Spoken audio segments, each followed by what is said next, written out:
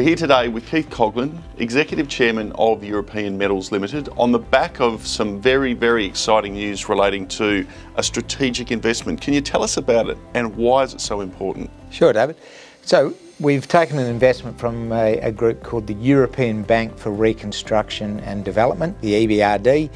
A very large global financial house, grew out of the reunification of Europe in the early 90s, have funded projects in the region up to 170 billion euros over the years, including roughly 3 billion into mining projects. The shareholders of the EBRD are the European Union themselves, the European Investment Bank and member states of the EU. 71 countries are shareholders, including the Czech Republic, which is obviously where our project is. So they're deeply connected with the system in Europe, in Brussels.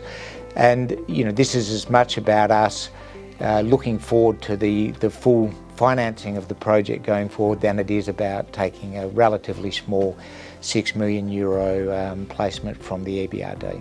Importantly, one of the comments they made was the amount of due diligence conducted. What sort of due diligence was there and what comfort does it give them and you regarding the project going forward? Well, the short answer is a very significant amount of due diligence. They've been at the process for a long time. They appointed their own independent mining consultants to help with the due diligence process. And it wasn't just about the mining. They conducted significant ESG due diligence as well. The project has to abide by the principles of EBRD's ESG policies, which are very much in line with everyone else in Europe anyway. So there has been a significant level of DD. And that gives us great comfort, although we've had comfort about the project for some time now, but from the point of view of the message it sends to other parties, other high-level investors. As I say, EBRD is very intimately involved with the process that we will have to go through coming out of the EU banks and the EIB itself. And the fact that they've given the vote of confidence to the project, invested money themselves, I think goes a long way to helping these other institutions get their level of comfort with regards to the project.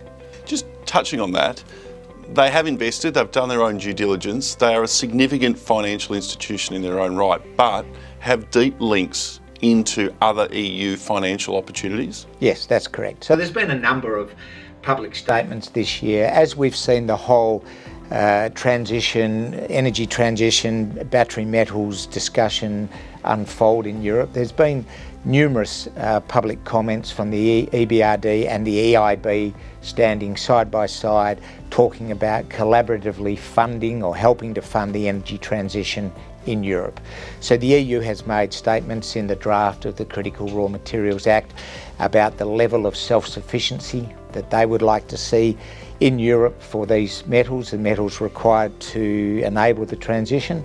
And EBRD, EIB and others have made it very clear that they're there to support the funding of these projects to bring them into production.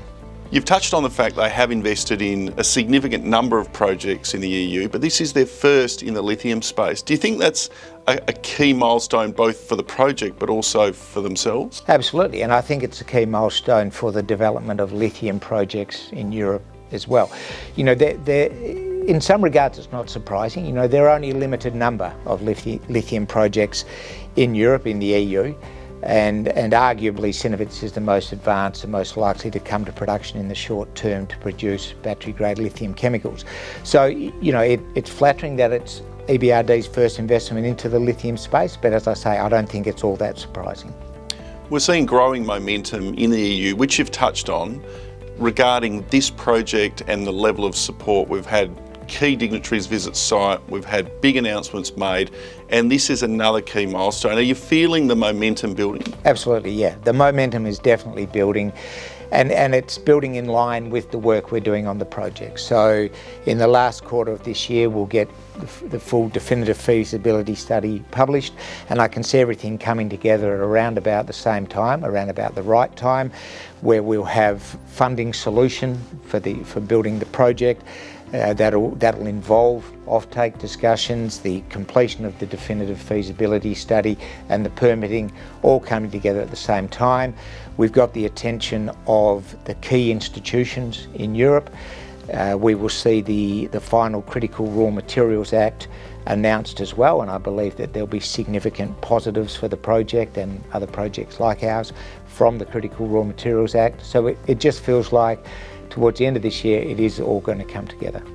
Touching on offtake, clearly nothing's been announced, but discussions must be underway. How are you feeling about those discussions? Feeling very comfortable with the discussions. I mean, you know, some people might think we've been a little slow on offtake. In part that has been deliberate, but also in part it's driven by the whole European view on putting these things together, and it's emerging as very much a collaborative approach that involves the financiers, the governments and the off-takers all together.